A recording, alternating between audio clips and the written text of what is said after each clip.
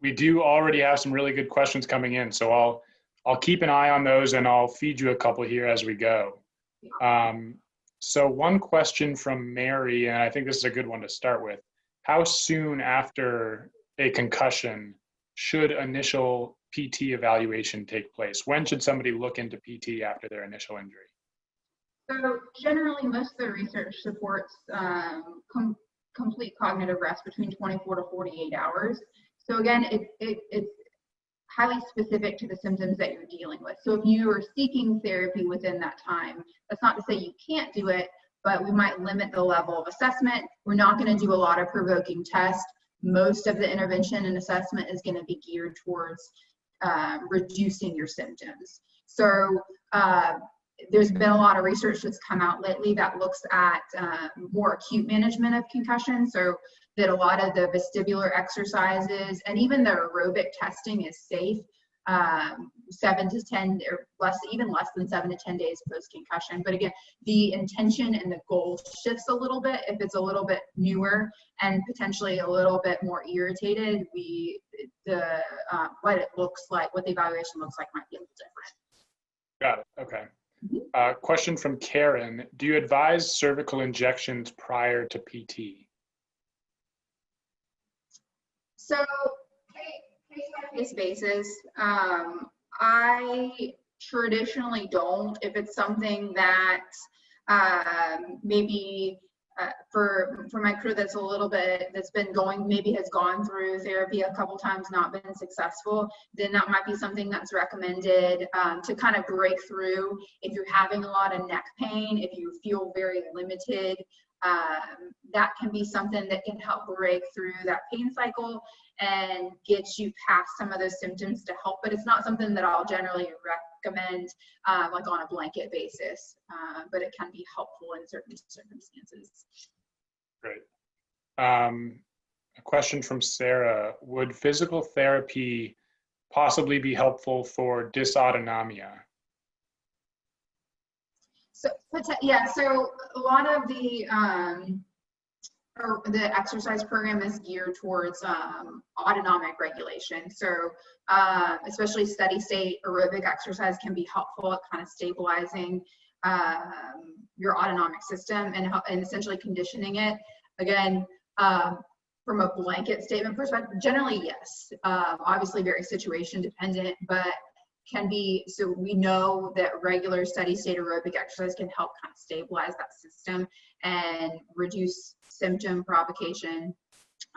So yes, but with context, I guess, would be. Great. As always, consult your doctor. Oh yeah, blanket recommendation, yes. Yeah. We've got quite a few more here. Thanks everyone for these questions. From Nihil, do you suggest supplementing PT with speech therapy? PT has helped my symptoms, but I'm still struggling to multitask and concentrate. Yes, so speech can be really helpful from a cognitive perspective, especially if that's where you're really struggling. And especially if your speech therapist and your physical therapist can collaborate, because that can give us some resources. Because the end goal is to be able to incorporate what you do in speech or what you do in therapy. So that gives you an additional resource, an additional clinician to help you work through, particularly if there's pretty significant cognitive concerns or issues that yes, absolutely. Great. From Matthew, are you saying that there is actual neurogenesis in rehabilitation? Debatable. So neurogenesis, particularly as you get past certain age ranges and developmental perspectives, it's generally isolated to certain regions in the brain. Neuroplasticity doesn't have to be neurogenesis. It can be essentially shifting of pathways and like shifting of efficiencies of the system. So neuroplasticity isn't necessarily just formation of new pathways. It's also conditioning and alterations of current patterns and pathways as well. Okay. So there is some research for neurogenesis in specific pieces of or parts of the brain, but the majority of it is more experience dependent neuroplasticity, which is just an alteration of pathways essentially. Okay. Specific one here, and I'm glad you're here because I don't know the details of this one. What are your thoughts on vagus nerve stimulation through using TENS devices? So I've not done a lot of that, to be honest. I've had people swear by it, and I've had people see very little improvement from it. So I've seen kind of the gambit of responses for it. I don't necessarily know that I have a really strong opinion one way or the other, because that's not something I have a ton of experience in. Cool. Okay. Couple more here. If I start PT 16 weeks post-concussion, is it too late to start PT? Will it be harder for me to recover by starting so late in the game? So I've seen people that have never had therapy years and years after the concussion. They didn't really even know what they were dealing with was a concussion. So again, a lot of therapy is just meeting you where you are, and it's highly targeted to whatever you are experiencing. So obviously in a perfect world, it would be great to start it like at the beginning phases of the concussion, but just because you're starting a little later doesn't mean that it's going to be, you're not going to experience really great outcomes and you're not going to have a good response. Yeah, and I think kind of like we discussed with Noah, you know, it might take some time to find a treatment that's really working for you, right? And hopefully PT is one of those, but I know a lot of folks try a lot of different treatments and some really don't work for a while and then something clicks and it really works. So yeah, don't give up. It does take time.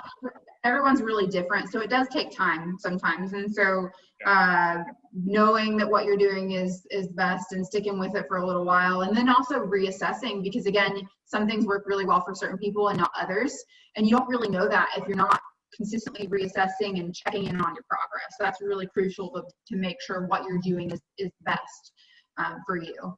Yeah, that's great advice.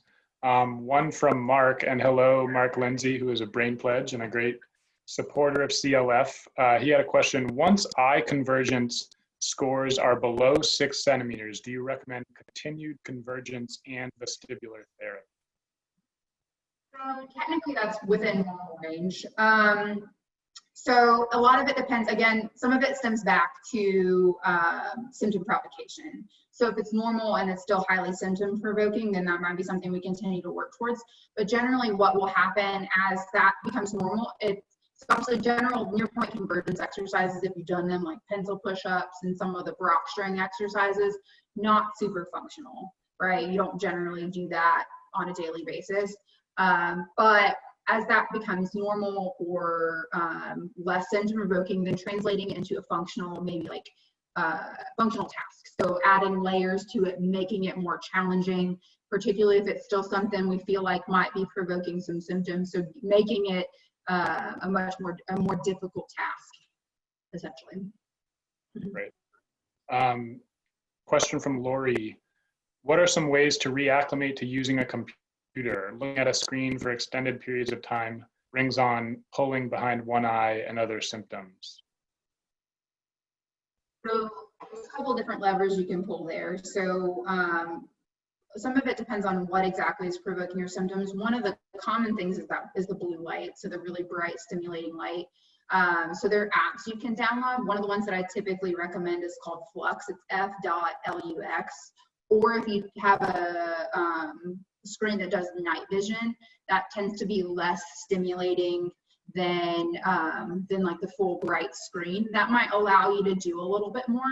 But then also taking your screen time and treating it like an exercise. So with therapy, the goal is to provoke symptoms that causes adaptation of the system. But if you get to the point and don't stop until you're miserable, your brain can't really accommodate to that. So working till you have like a 2, 3, 4 point change in symptoms, taking a break until you return to baseline, and then returning will get you a little bit better or a little bit more rapid improvement typically than waiting till you have to take a break to step away. It can be frustrating initially, and some people might not have that option, but if you do and you're in a situation where you can, that's going to give your body the best chance to adapt and improve your overall tolerance to screen time. Great.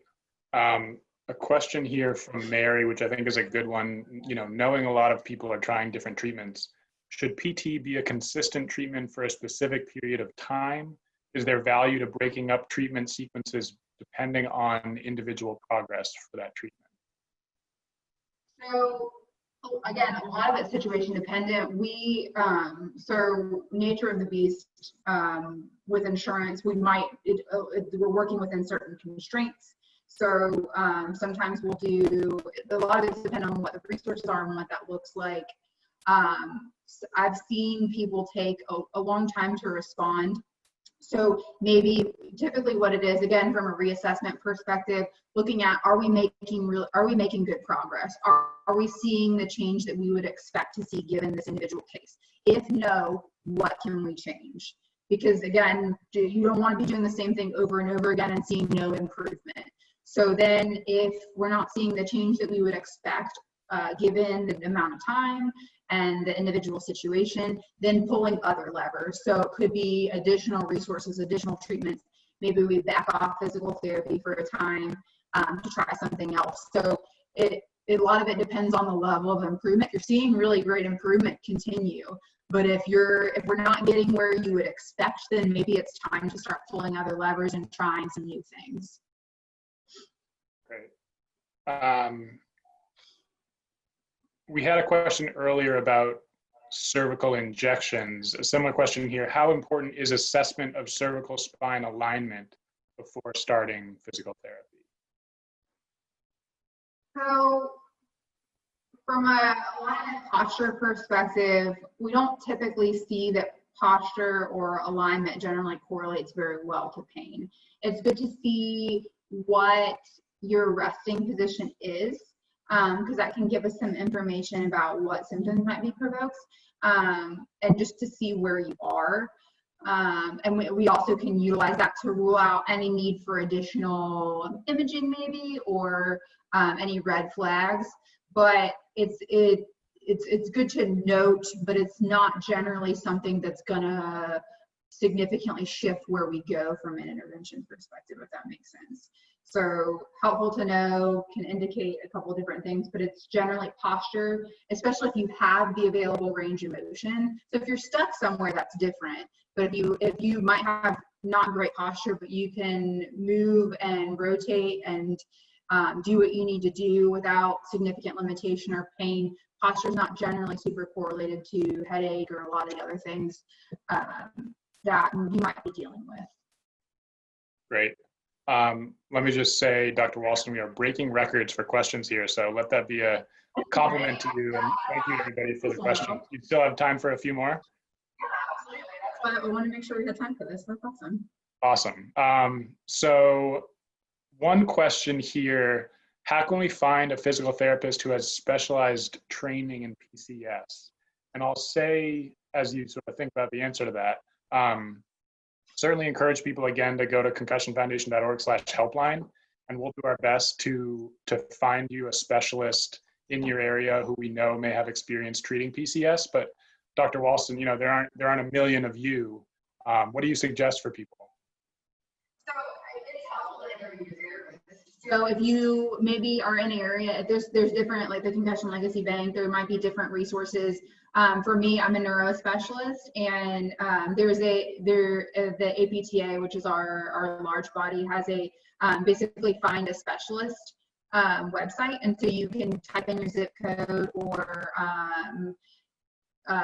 go there and see if there's anybody in your area, but that doesn't necessarily mean that they specialize in concussion. So calling whatever clinic you feel like is closest to you or might be a good fit, and asking to speak to the therapist, ask questions, ask what their experience is, because again, that's really crucial to getting you what you need out of therapy. You want someone that has some experience and some resources to draw upon to get you the best results.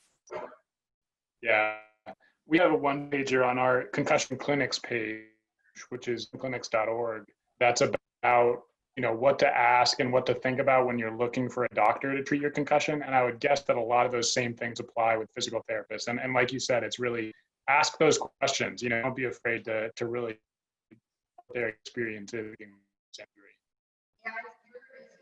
You have all the power in this situation, so asking those questions, you don't feel afraid to press a little bit and make sure it's a good fit for you, because that, again, that's really critical that somebody has exposure and experience here to getting optimal results. So don't be afraid to ask those questions. Yeah, that's great. Question from Ashley: does cryotherapy help brain healing?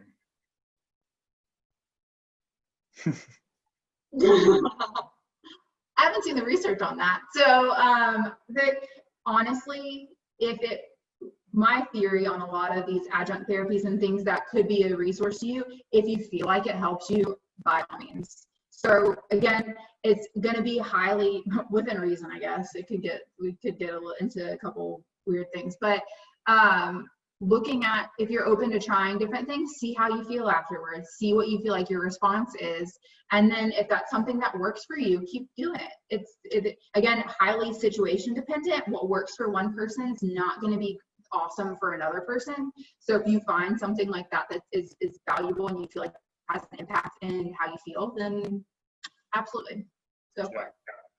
Great. Question from Matthew: how can physical therapy assist with handling the quote price to pay for an activity that you know is going to aggravate your symptoms? So he says, for example, a cognitive activity that requires you to shut down or sleep following that activity. You mentioned sort of that point system. How do you approach that? So the goal is to reverse symptoms, but if we push you past a point where you feel like you have to completely shut down and you have to go take a nap, at some point the cost isn't worth the benefit. So depending on what the task is, the skill in the therapy is breaking down that task, taking it, maybe if it's too stimulating for you at the moment, taking a piece of that and then working up into whatever that task might be. So the goal is mild to moderate symptom provocation. You should be able to recover relatively quickly. It takes you a little bit longer than a couple minutes. Generally, it's a little bit too much for you at that point, because again, we want to be efficient with your time in therapy and with your exercise plans. If you're spending 10 minutes calming down from an exercise we ask you to perform, that's too long, and it's going to take you way too long to get through your exercise program. So breaking it down to it should be a little stimulating. It shouldn't feel great, but it shouldn't then cause you to have to completely shut down, take a nap, completely remove yourself from a situation. That's generally a little bit too much at that point.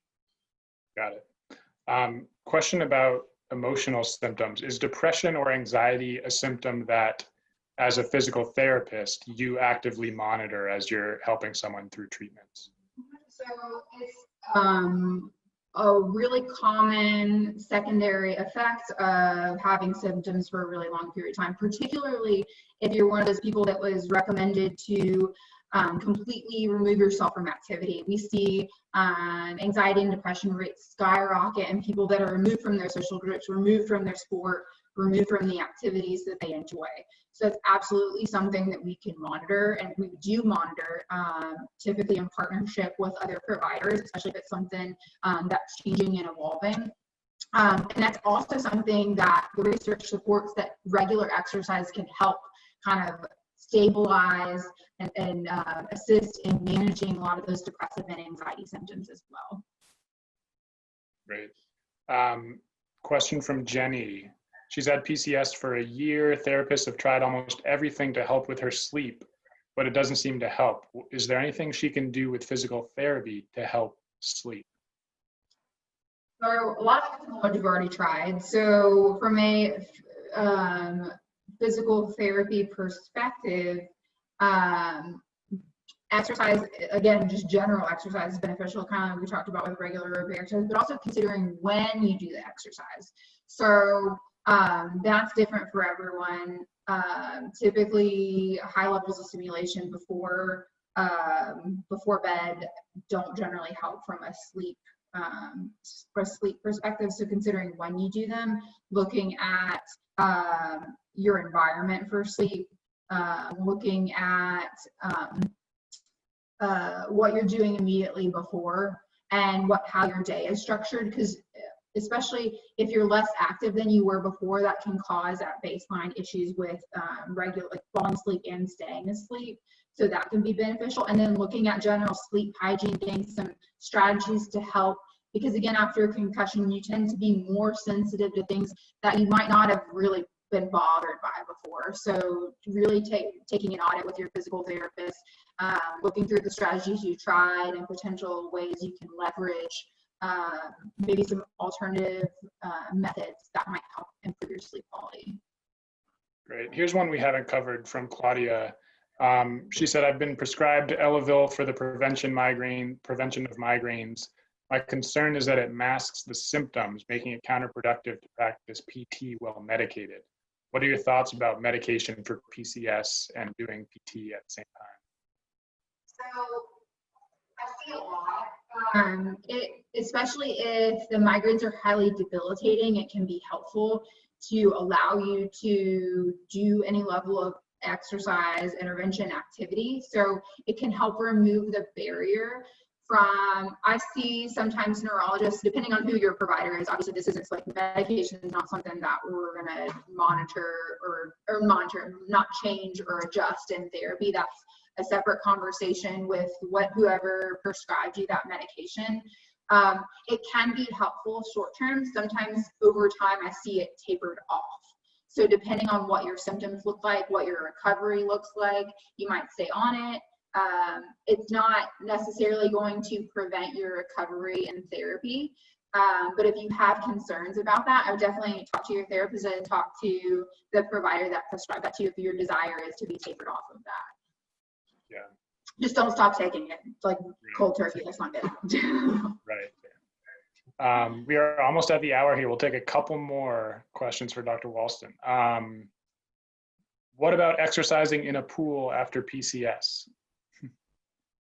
Yeah, so again, a lot of it depends on what you enjoy. If that's something you like to do, that's awesome. So looking at what modes of exercise will get you doing it regularly, that can be helpful, like swimming, or could be something like water aerobics, that can be helpful too.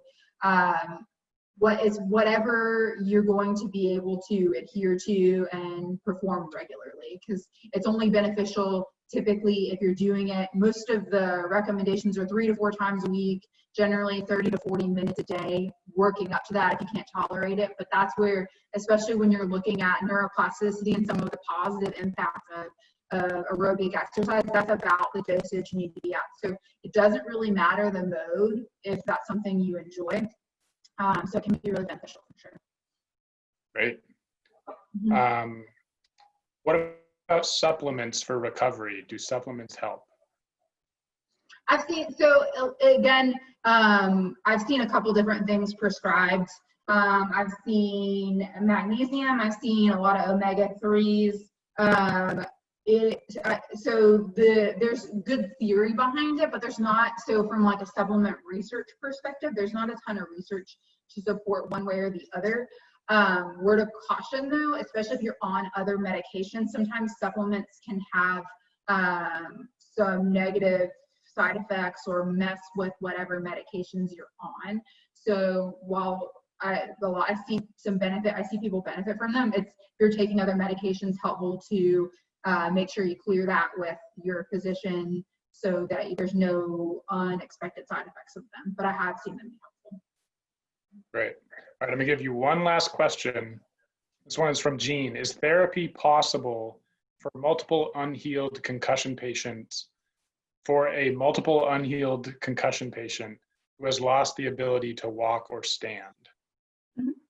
So yes, requires significant modification. So just as my background is in moderate to severe traumatic brain injury, so I'm very used to modifying to fit all people. So again, a lot of it depends on what you're dealing with from like a cognition perspective, potentially, or what other issues there might be just from the amount of time going past. But Typically, yes, absolutely. A lot of it depends on what your goals are and then what type of issues you're dealing with, but yes, can be very beneficial. Awesome. Even if it's your 8th concussion or 50th concussion, yes. Right. Thank you so much, Dr. Walston. We really, really appreciate both the presentation and the amazing Q&A session. Thanks everyone for your questions as well. But we really appreciate you taking the time today. Any final message for our listeners? Questions were awesome, guys. I really appreciate that. If like maybe you didn't want to share or you want a little bit more privacy, again, I'm not kidding. Feel free to email me. I'm happy to be a resource. If you happen to be in the Atlanta area and you want a recommendation for a physical therapist that can help you, or even if you're not in the Atlanta area, the physical therapy group and network is small. So I'm happy to help if you need a recommendation or need help finding a provider. And please use me as a resource. But thank you so much for your time. I really appreciate it.